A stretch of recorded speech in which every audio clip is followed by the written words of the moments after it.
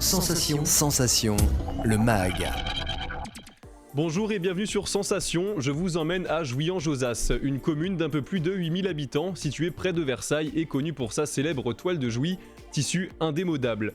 Jouy-en-Josas a récemment signé un contrat d'aménagement régional d'un montant de 817 630 €.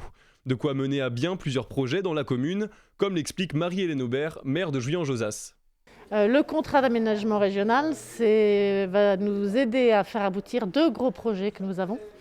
La rénovation d'un groupe scolaire, la rénovation énergétique, l'isolation, l'agrandissement d'une maternelle et d'une école élémentaire.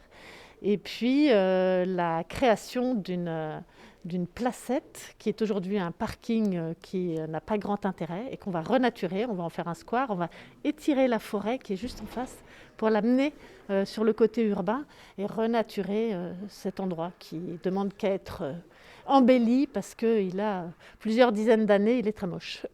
Cet endroit, évoqué par Marie-Hélène Aubert, qui va être embelli, c'est la Placette des Messes. Elle est située dans un quartier résidentiel au nord de la ville et à la lisière de la forêt domaniale de Versailles. Cette place va connaître un réel relooking avec un tapis minéral dédié aux piétons et à la vie de la place, ou encore la plantation d'un arbre dans une fosse de pleine terre. Rien que pour ces aménagements, le conseil régional a versé un peu plus de 169 000 €. L'autre projet soutenu par la région, c'est la rénovation du groupe scolaire du centre, pour un montant d'un peu plus de 648 000 €. Alexandra Dublanche, vice-présidente du conseil régional. Pour l'école, ça va consister notamment sur de la rénovation énergétique, de l'isolation. Et ça, c'est un sujet très important pour nous avec Valérie Pécresse. On veut aider les communes à réaliser leur transition énergétique. Et je pense que les habitants ont une grande demande vis-à-vis de ce type de mesures. Et puis sur la Placette, c'est vraiment le retour de la nature avec un arbre remarquable, l'aménagement naturel de cette place. Donc ça rentre complètement dans les objectifs qu'on poursuit à la région avec notre plan vert où on veut rendre des hectares de nature aux Franciliens. On a à peu près installé 600 hectares d'espaces verts dans la région depuis 2016, 600 nouveaux espaces verts. Donc c'est avec cet objectif que chaque Francilien puisse avoir à 15 minutes de chez lui un espace vert. Donc ça, on a besoin d'être dans une région très dense, une région où il y a beaucoup de stress. Et je pense que c'est extrêmement important pour le bien-être des habitants. On sait qu'on vit dans un magnifique département où on a cette chance de vivre à côté de la nature, mais l'apporter aussi en cœur de ville, en cœur de village, je pense que c'est une progression qu'il faut maintenir. Faire revenir la nature au cœur de Jouy-en-Josas, mettre l'accent sur une vie plus verte, un objectif partagé par Marie-Hélène Aubert. La rénovation énergétique de notre groupe scolaire était très importante, puisque aujourd'hui on est engagé dans une démarche de transition depuis de nombreuses années. On a à cœur de faire ces investissements-là parce que ce sont des investissements qui nous génèrent des économies de fonctionnement par la suite. On dépense moins d'énergie, moins de fluide. Et puis ça va dans le sens de la préservation de nos planètes. On agit aujourd'hui pour nos enfants. Pour demain, pour que les dépenses d'énergie soient moins importantes. Et puis renaturer la placette aussi du parking, c'est aussi œuvrer pour la renaturation des espaces. Et ça aussi, c'est primordial, j'en suis persuadée, pour nos enfants plus tard.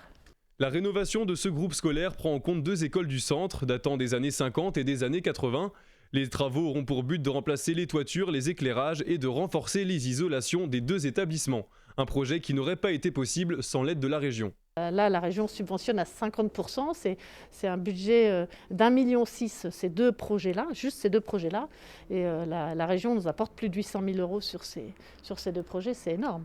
Et puis, au-delà de ce projet d'aménagement régional, on est très bien accompagné par la région, puisqu'elle nous subventionne énormément d'autres projets, des grands, des petits. Voilà. La part des subventions régionales en 2020, puisqu'on sort de notre budget, était particulièrement impressionnante. Et la commune de Jouy-en-Josas n'est pas la seule à bénéficier du soutien du conseil régional à travers la signature d'un contrat d'aménagement du territoire. Alors dans les Yvelines, il y en a une cinquantaine. Au total, sur la région Île-de-France, à peu près 230. Ça représente plus de 200 millions d'euros pour accompagner 450 opérations. Alors là, je parle de la région, mais en tout cas une cinquantaine de communes sur les Yvelines qui ont vu des projets très divers, des équipements sportifs, des écoles, de la rénovation énergétique, beaucoup de projets environnementaux et on s'en réjouit énormément. La vice-présidente chargée du développement économique, de l'attractivité, de l'agriculture et de la ruralité, Alexandra Dublanche, nous présente en détail les objectifs de ce contrat. Le contrat d'aménagement régional, il est fait pour accompagner les communes à répondre aux besoins de leurs habitants, le moindre besoin. Donc on l'a beaucoup simplifié depuis qu'on est arrivé à la tête de la région. On a aussi renforcé les moyens et on a diversifié les dépenses éligibles. Donc maintenant, il peut y avoir un équipement sportif, culturel, typiquement les rénovations d'écoles, etc. Parce que chaque commune a des besoins évidemment différents. Et donc on veut aider les maires à y répondre. On est vraiment en accompagnement des maires du mieux possible pour qu'ils réalisent tous leurs projets. Outre le contrat d'aménagement, la région souhaite mettre à contribution tous les franciliens pour des projets plus petits mais tout aussi importants pour le quotidien.